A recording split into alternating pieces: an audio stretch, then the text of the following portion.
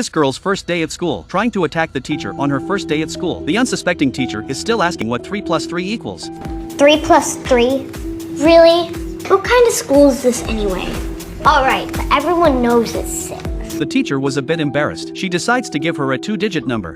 What is 9 plus 8? 17. What is 15 plus 17? 32. The teacher saw that even a 2-digit number didn't work. Then he came up with a 3-digit number. 57 plus 135. 192. Girl answered casually, but the teacher did some mental math. In order to establish the prestige, the teacher gave a middle school question.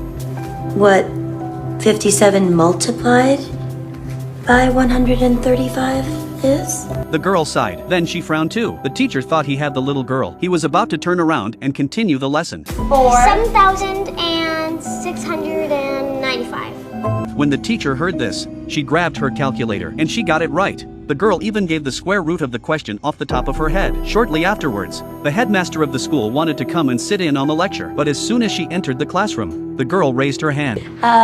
Yes, Mary. She's the boss?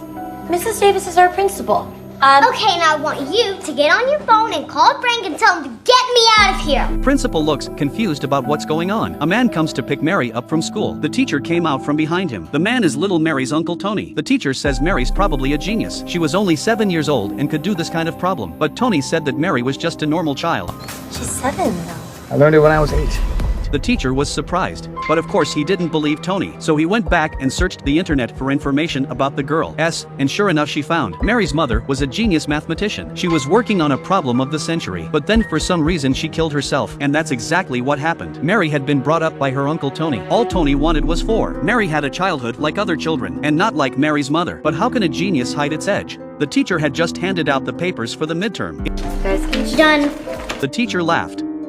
He'd seen it coming. She'd taken out the paper for the high school exam, but Mary was still writing like a pro, and it took her less than 5 minutes.